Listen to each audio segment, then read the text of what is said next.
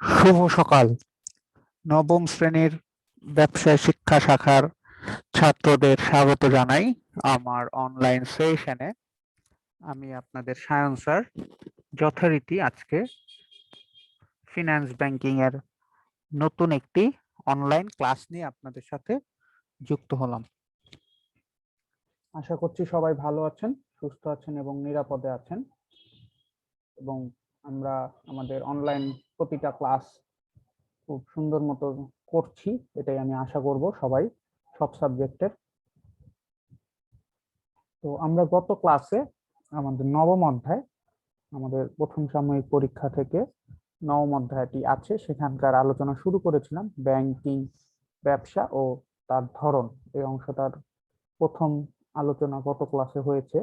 আজকে আমরা মূলত এই চ্যাপ্টারেরই কিছু অংশের আরেকটু আলোচনা করব। আমাদের বোর্ড বই থেকে, যেটা পেজ 93 ও 94 এর আলোচনা আজকে হবে।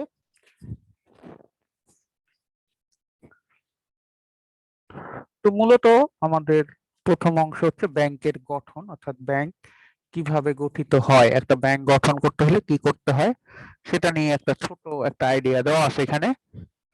তো কেন্দ্রীয় ব্যাংকের আইন অনুযায়ী, অর্থাৎ বাংলাদেশের কেন্দ্রীয় ব্যাংক, অলরেডি আমি কিন্তু কয়েকবার বলেছি, যার নাম হচ্ছে বাংলাদেশ ব্যাংক।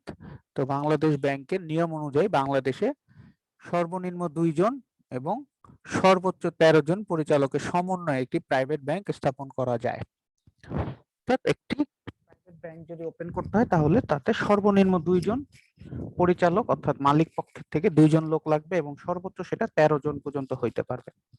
আর যদি পাবলিক লিমিটেড কোম্পানির মালিকানায় ব্যাংকের ক্ষেত্রে সর্বনিম্ন 7 জন এবং সর্বোচ্চ সীমাহীন পরিচালকের সমন্বয়ে ব্যাংক গঠিত। তো পাবলিক লিমিটেড কোম্পানি বলতে যেই ব্যাংকের শেয়ার আমরা সবাই জনগণ কিনতে পারবো, সেই ধরনের ব্যাংক যদি স্থাপন করি সেক্ষেত্রে আমাদের সর্বনিম্ন 7 জন এবং সর্বোচ্চ, সেখানে কোনো সীমাবদ্ধতা নাই, যে কয়জন শেয়ার কিনতে চায় সবাই কিনতে পারবে। তো বাংলাদেশে বাণিজ্যিক ব্যাংক প্রতিষ্ঠার ক্ষেত্রে কেন্দ্রীয় ব্যাংক হিসাবে বাংলাদেশ ব্যাংকের অনুমোদন ছাড়া একটি ব্যাংক প্রতিষ্ঠা হওয়া সম্ভব না। অর্থাৎ ব্যাংক প্রতিষ্ঠা যদি বাংলাদেশে করতে হয় তাহলে আমাদেরকে বাংলাদেশ ব্যাংক থেকে একটা অনুমতিপত্র নিতে হবে। যেমন আমাদের যদি আমরা স্কুল চালাইতে চাই তাহলে কি ঢাকা বোর্ডের অনুমতি লাগবে, শিক্ষা মন্ত্রণালয়ের অনুমতি লাগে, সেরকম আমাদের ব্যাংক চালাইতে হলে আমাদেরকে বাংলাদেশ ব্যাংকের অনুমতি থাকবে। বাংলাদেশ ব্যাংকের অনুমোদনহীন ব্যাংকগুলো সমবায় বা অন্য যে কোনো নামে পরিচালিত হলেও তা বেআইনি ব্যাংকিং ব্যবস্থা হিসাবেই চিহ্নিত। অনেক সময় আমাদের আশেপাশে কিছু দেখা যায় কোঅপারেটিভ সোসাইটিস অথবা সমবায় কোঅপারেটিভ সোসাইটিস। তো এই জিনিসগুলো কিন্তু আসলে বৈধ না, অবৈধ। হ্যাঁ, এই ব্যাংকগুলার কোনো বৈধতা নাই, আইনের খাতায় এগুলা লিপিবদ্ধ নাই। ঠিক আছে, তো এইসব ব্যাংকগুলোতে যদি আমরা টাকা রাখি, এই যে কোঅপারেটিভ অথবা সমবায় সমিতি, এই ধরনের ক্ষেত্রে আমরা কোনো টাকা যদি ওরা নিয়ে আমাদেরকে পরবর্তীতে ফেরতও না দেয়, সেক্ষেত্রে আমরা আইনানুগ কোনো ব্যবস্থা নিতে পারি না। যেটা কিনা আমরা যদি বাংলাদেশ ব্যাংকের কোনো অনুমোদিত ব্যাংক, যেমন BRAC bank, Dhaka bank, Dutch Bangla bank, এখানে যদি আমাদের তাদের কোনো সমস্যা হয় আমরা কিন্তু আইনানুগ ব্যবস্থাও নিতে পারি। তো এই হলো মূলত ব্যাংকের গঠন। একটা ব্যাংকিং ব্যবসা করতে গেলে কিছু নীতি, নিয়ম নীতি মানতে হয়। তো বেশ কয়েকটি নিয়ম নীতি আমাদের আলোচনা করব এবং এই নিয়ম নীতিগুলো থেকেই কিন্তু এই চ্যাপ্টারের সৃজনশীল প্রশ্ন বেশি হয়। তো আমরা এই নীতিগুলো খুব ভালো মতো ফলো করব। আমরা জানি ব্যাংকিং ব্যবসা একটি ঝুঁকির ব্যবসা, কারণ ব্যাংক ব্যবসা কি হয়, টাকা নিয়ে ব্যবসা করে, অন্য লোকের টাকা ব্যাংকে রাখে। তো তোমার টাকা তুমি যখন ব্যাংকে রাখো, নিশ্চয়ই ব্যাংক টাকাটা কোনোভাবে ভালো ব্যবহার না করে তাহলে কিন্তু তুমি খুশি হবে না। সেম সবাই তাই, তো এটা খুব ঝুঁকিপূর্ণ। এজন্য ঝুঁকি মোকাবেলার শক্তিশালী, নির্ভরযোগ্য, দক্ষ ব্যবস্থাপনা না গড়ে তুললে ঝুঁকি এড়ানো সম্ভব না। তার মানে ব্যাংকিং ক্ষেত্রে কাজ করতে হলে আমাদেরকে ওই সেক্টর সম্পর্কে দক্ষ থাকতে হবে, সিনসিয়ার হইতে হবে, নির্ভরযোগ্য লোক লাগবে, যে টাকা দেখলে অন্যের টাকা নিয়ে চলে গেলাম, এই ধরনের মেন্টালিটি অনেকে আমরা দেখি, যে এখন ব্যাংকের টাকা নিয়ে ব্যাংকার পালিয়ে গেল, এরকম যাতে এরকম লোক রাখা যাবে না। ব্যাংকের অর্থ নিয়ে ব্যবসা করার কারণে ব্যাংকিং প্রতিষ্ঠানটিকে ঝুঁকি এড়ানোর জন্য বেশ কিছু মৌলিক নীতি মেনে চলতে হয়, যে নীতিগুলো আমরা আলোচনা করব। প্রথমত হচ্ছে নিরাপত্তা নীতি। ব্যাংকিং ব্যবসার সবচেয়ে গুরুত্বপূর্ণ বা একটি গুরুত্বপূর্ণ নীতি হচ্ছে গ্রাহকের অর্থ এবং ঋণ হিসাবে প্রদত্ত অর্থের নিরাপত্তার বিধান করা। নিরাপত্তা নিশ্চিত করার জন্য ব্যাংকে ঋণ দানের সময় ঋণ গ্রহীতার আর্থিক সচ্ছলতা, সততা বিচার করে পর্যাপ্ত জামানত গ্রহণ করা উচিত। অর্থাৎ ব্যাংকে নিরাপদ হইতে হবে। ব্যাংক কাউকে 5 লাখ টাকা লোন দিচ্ছে বা ঋণ দিচ্ছে, তাকে অনেক কিছু যাচাই বাছাই করতে হবে, নিরাপদ কিনা, ওই ব্যক্তি টাকা দিবে কিনা। এই ধরনের নিরাপত্তাগুলো তাকে অবশ্যই ফলো করতে হবে। এবং আমরা ব্যাংকে যে টাকাটা জমাচ্ছি সেই টাকাটাও যাতে ব্যাংক নিরাপদে রাখতে পারছে কিনা সেটাও তাকে দেখতে হবে। মুনাফার নীতি। দ্বিতীয়ত, সুষ্ঠু মুনাফা অর্জন করা ব্যাংকের আরেকটি অপরিহার্য উদ্দেশ্য। তো ব্যাংকের মুনাফা যদি না হয় তাহলে ব্যাংক তো ব্যবসা করতে পারবে না। তো মোটামুটি যাতে তাদের মুনাফা একটা অ্যামাউন্ট থাকে, তার জন্য সেই নীতিটাও তাদেরকে দেখতে হবে। এবং তার জন্য তারা কি করবে? আমানতকারীগণকে প্রাপ্ত সুদ ও ঋণ গ্রহীতার নিকট হতে প্রাপ্ত সুদের পার্থক্যই হলো ব্যাংকে মুনাফার প্রধান উৎস। আমরা বলছিলাম যে আমরা ব্যাংকে আমার 5 লাখ টাকা রাখলে ব্যাংক যদি 10% সুদ দেয়, সেই 5 লাখ টাকায় ব্যাংক আবার আরেকজনকে ঋণ দেয়, তখন বলে 15%। তো ওই পার্থক্য 15% আর 10%, মানে 5% হচ্ছে ব্যাংকের মুনাফা। তো এই মুনাফার নীতিটা যাতে তার ঠিক থাকে। তারল্য নীতি। তারল্য বলতে আমরা এর আগেও বলছি যে নগদ অর্থ প্রদান করার ক্ষমতা অথবা চাহিদা মাত্র নগদ অর্থ বা নগদে রূপান্তরযোগ্য এরকম কোনো যে কোনো ফাইন্যান্সিয়াল ইনস্ট্রুমেন্ট। তো আমানতকারী যখন টাকা তুলতে চায় তখন তাকে নগদ টাকা দিতে হবে। ব্যাংকের এটা বিবেচনায় রাখতে হবে, যদি আমানতকারী সব টাকা ব্যাংকে তরল অবস্থায় থাকবে তাহলে বিনিয়োগ করা হবে না, তবে ব্যাংক মুনাফা হারাবে। সুতরাং সার্থক ব্যাংক ব্যবসা মানেই হলো সঠিক তারল্য নীতিতে, যেখানে অতিরিক্ত তারল্যও থাকবে না, আবার সংকটও হবে না। তো আমি যদি এখন 5 লাখ টাকা জমা করি, ব্যাংক এই 5 লাখ টাকা আরেকজনকে বিজনেস করার জন্য ঋণ দেয়। তো এখন যদি সব টাকায় ঋণ দিয়ে দেয়, কোনো কারণে আমার টাকা যদি দরকার হয়, আমি ব্যাংকে গেলে টাকাটা আনতে পারবো। তো ব্যাংক আমাকে বলতে পারবে না টাকা নাই। তো এরকম ব্যাংকে একটা স্ট্যান্ডার্ড তারল্য নীতি মানতে হবে, যেখানে সে দেখবে যে এরকম 50 জন টাকা রাখলে 2-1 জন এমন হতে পারে সময়ের আগে টাকা নিতে আসতে পারে। তো তাদেরকে যাতে আমি সেই সাপোর্টটা দিতে পারি, সেটা তাকে মেনটেন করতে হবে। ওইভাবেই তাকে হাতে ক্যাশ টাকা রাখতে হবে।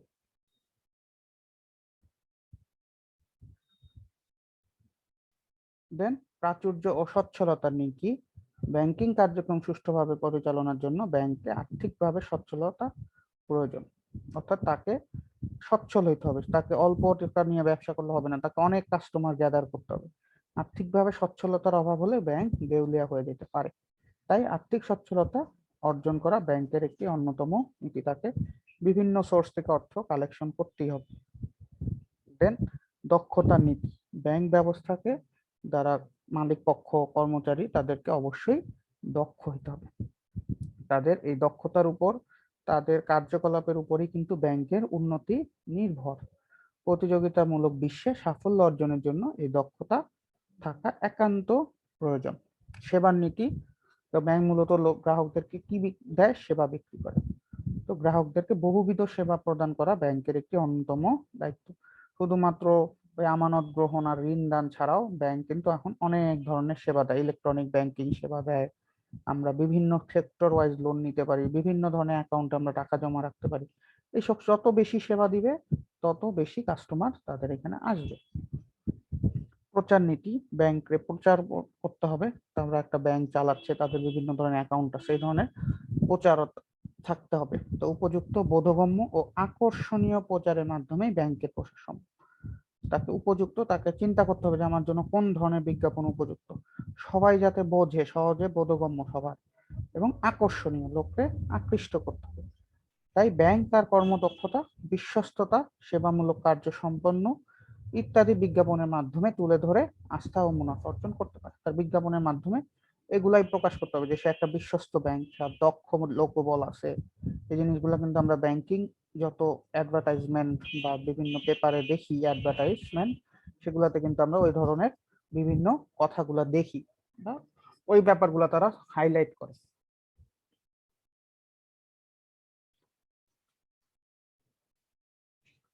দেন গোপনীয়তা। আমার ব্যাংকে কত টাকা আছে, ব্যাংক সেটা শুধুমাত্রই আমাকে বলবে, অন্য কাউকে বলবে না।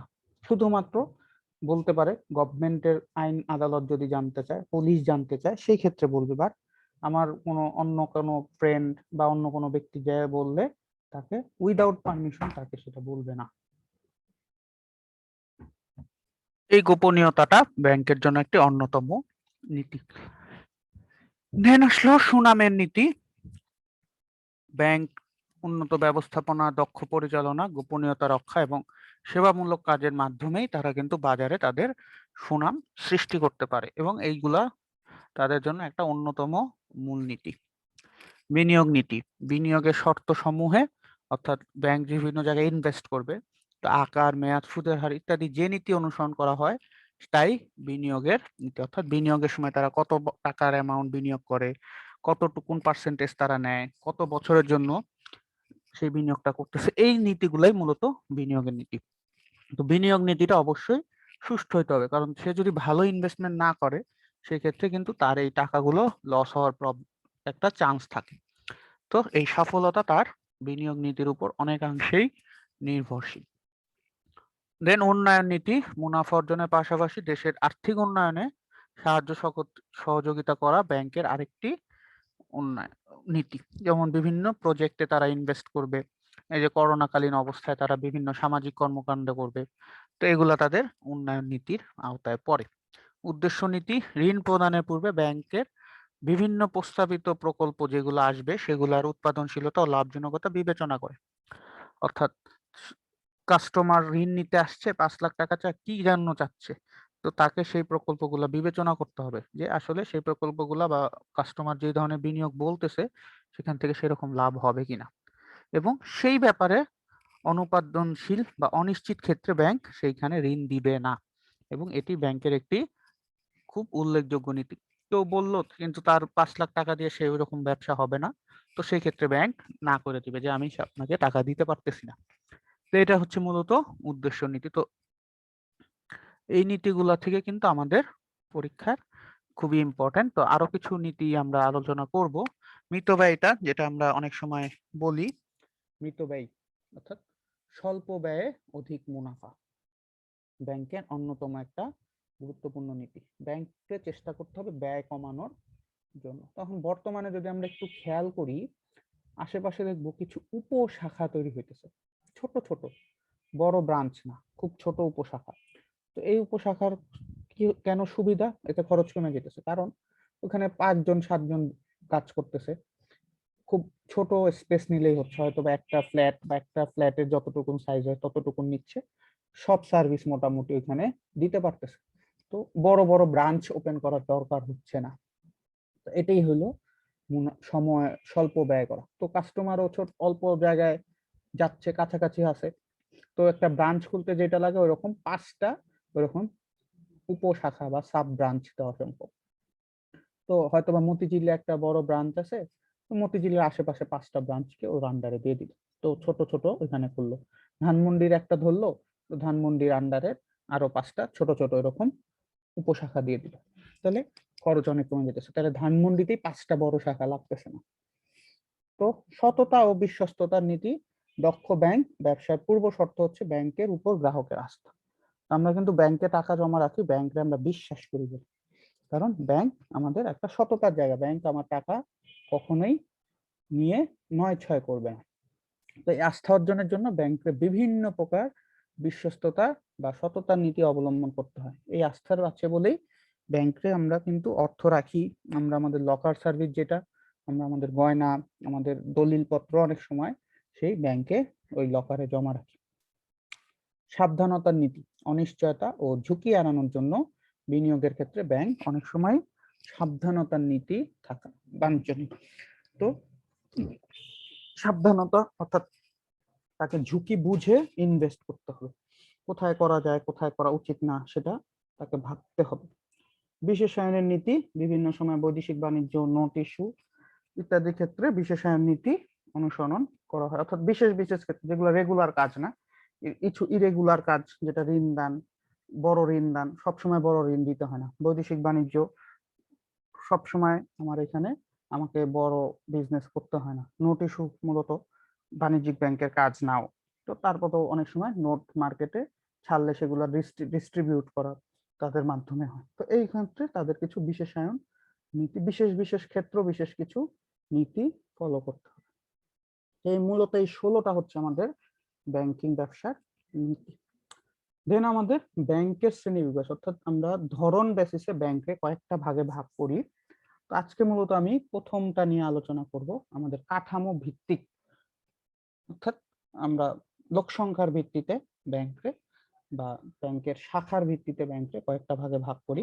সেটা হচ্ছে 4টা: একক ব্যাংক, শাখা ব্যাংক, চেইন ব্যাংক ও গ্রুপ ব্যাংক। বাকি পয়েন্টগুলো আমি আগামী ক্লাসে আলোচনা করব। তো এই 4টাই আজকে দেখাবো। তো এই 4টা নিয়ে যদি কথা বলতে যাই, তো প্রথমেই আমাদের একক ব্যাংক, অর্থাৎ যে ব্যাংকে শুধুমাত্র একটি নির্দিষ্ট স্থানে একটি কার্যালয় সম্পাদিত হবে তাকে একক ব্যাংক অথবা ইউনিট ব্যাংক, অর্থাৎ একটি মাত্র অফিস, আর কোনো অফিস নাই, আর কোনো কিছুই নাই, সেটাকে আমরা বলবো শাখা ইউনিট ব্যাংক অথবা একক ব্যাংক। একক ব্যাংকের কোনো শাখা অফিস থাকে না এবং এই ব্যাংকের কার্যাবলী শুধু একটি নির্দিষ্ট এলাকায় সীমাবদ্ধ, শুধু একটি অঞ্চলেই থাকবে, ওই একটা ব্রাঞ্চই বা একটা অফিস দিয়ে পুরো ব্যাংকটা চলবে, আর কোনো অফিস থাকবে না ওদের।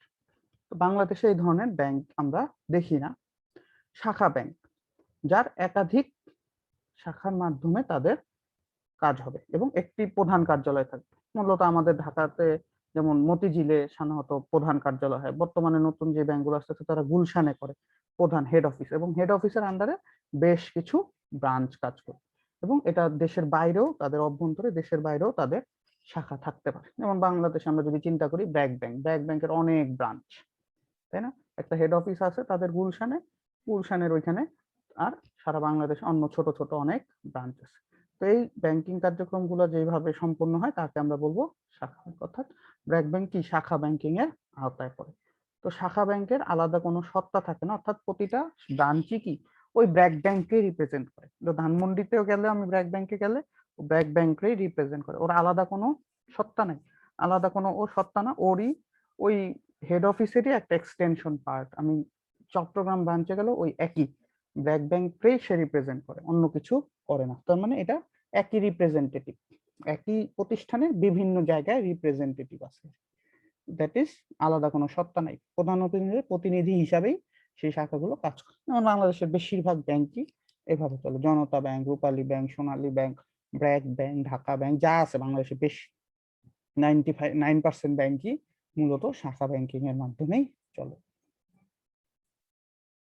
দেন চেইন ব্যাংকিং, যৌথ মালিকানায় গঠিত হয়ে নিজ নিজ সত্তা অক্ষুণ্ণ রেখে যখন সহজভাবে ব্যাংকিং কার্য সম্পন্ন ও নিয়ন্ত্রণ করে থাকে, এরূপ ব্যাংককে চেইন ব্যাংক বলে। চেইন ব্যাংকের মুখ্য উদ্দেশ্য হচ্ছে পারস্পরিক উন্নতি সাধন, অর্থাৎ 2-3টা আলাদা মালিকানার ব্যাংক যখন তাদের নিজস্বতা রেখে একটা কোনো নির্দিষ্ট কাজ সম্পন্ন করার জন্য বা একটা ব্যাংকিং কার্যাবলী সম্পন্ন বা নিয়ন্ত্রণ করে, তাকে আমরা চেইন ব্যাংক বলি। সাপোজ একটা পার্টিকুলার কোনো ব্যাংকিং কার্যক্রমের জন্য 5টা ব্যাংক একসাথে কাজ করে, তখন সেটাকে আমরা চেইন ব্যাংক বলি। এটা পারস্পরিক উন্নতি সাধনের জন্য হয়। যেমন ব্যাংকিং বিভিন্ন অ্যাসোসিয়েশন গুলো, ব্যাংকিং অ্যাসোসিয়েশন যেগুলো আছে, তো সেটা মূলত চেইন ব্যাংক। বাংলাদেশে খুব একটা চেইন ব্যাংকিংও নাই। দেন গ্রুপ ব্যাংকিং, 2 বা ততোধিক ব্যাংক একটি হোল্ডিং কোম্পানির অধীনে একত্রিত হয়ে উক্ত কোম্পানি দ্বারা পরিচালিত ও নিয়ন্ত্রিত হলে ব্যাংকিং কার্যক্রম সম্পন্ন করলে তাকে আমরা গ্রুপ ব্যাংকিং বলবো। অর্থাৎ এখানে একটা বড় কোম্পানি ছোট ছোট কয়েকটা ব্যাংকে কিনে নিতেছে, বা কয়েকটা ছোট ছোট ব্যাংকটাকে একসাথে করে নিয়ে তারা যখন বড় ব্যাংকটাই ওই ছোট ব্যাংকগুলোকে একসাথে কন্ট্রোল করতেছে। তো মূলত এই যে একটি বৃহৎ ব্যাংক অন্য একটি বা কয়েকটি দুর্বল ব্যাংকের অধিকাংশ শেয়ার ক্রয় করে ফেলে। তো ছোট একটা ব্যাংক আছে, সেরকম ছোট 5টা ব্যাংকে কিনে নিলে একটা বড় ব্যাংক, তো এবং তারপর ওই 5টা ব্যাংক সহ তার ব্যাংক, বড় ব্যাংকটা পুরো কার্যক্রমটা চালাচ্ছে। তো এই দুর্বল ব্যাংকটি বৃহত্তম ব্যাংকের অধীনে বা সাবসিডিয়ারি ব্যাংক হিসাবে মূলত আত্মপ্রকাশ করে। অর্থাৎ ওই যে 5টা ছোট কম ব্যাংকগুলোকে আমরা তখন বলবো কি বৃহত্তম ব্যাংকটির অধীনস্থ একটি ব্যাংক, বা আমরা ইংলিশে তাকে সাবসিডিয়ারি ব্যাংক বলি। আমাদের দেশে এটাও মূলত নাই। তো 4টার মধ্যে আমাদের এখানে মূলত শাখা ব্যাংকিংটাই আমরা বেশি দেখি। তো আরেকটা কিছু কথা বলি, তো এখানে কিন্তু মূলত আমরা কাঠামোর ভিত্তিতে একটা ব্যাংক কিন্তু প্রত্যেকটা জায়গায় পড়তে পারে। ব্র্যাক ব্যাংক এখানেও পড়বে সে শাখায়, যদি আমরা কাঠামো ভিত্তিক চিন্তা করি ব্র্যাক ব্যাংক শাখার আন্ডারে। আমরা যদি কার্য ভিত্তিক চিন্তা করি, ব্র্যাক ব্যাংক আবার এখানে কোনো একটা পন্থায় পড়বে। মালিকানার ভিত্তিক চিন্তা করি, ব্র্যাক ব্যাংক এখানেও কোথাও একটা পড়বে। আঞ্চলিক ভাবে চিন্তা করি, এখানেও কোথাও একটা পড়বে। অর্থাৎ একটা ব্যাংকই যদি আমরা বিভিন্ন দৃষ্টিকোণ থেকে ভাগ করছি, তো প্রথমে আমরা ভাগ করছি হচ্ছে তার অফিস বেশি আছে কিনা সেই আলোকে বা তার স্ট্রাকচারের উপর নির্ভর করে আমরা তাকে ভাগ করছি। তো আজকে আমরা স্ট্রাকচারের ভাগটা দেখলাম। তো সবাইকে অসংখ্য ধন্যবাদ, সবাই ভালো থাকবে এবং ক্লাসটি খুব মনোযোগ সহকারে শুনবে এবং বাসায় অবশ্যই খাতায় নোট রাখবে, কিছু অবশ্যই নোট রাখবে, কারণ আমাদের পরীক্ষায় এইখান থেকে প্রশ্ন আসবে। তো সবাইকে অসংখ্য ধন্যবাদ, সবাই সুস্থ থাকুন।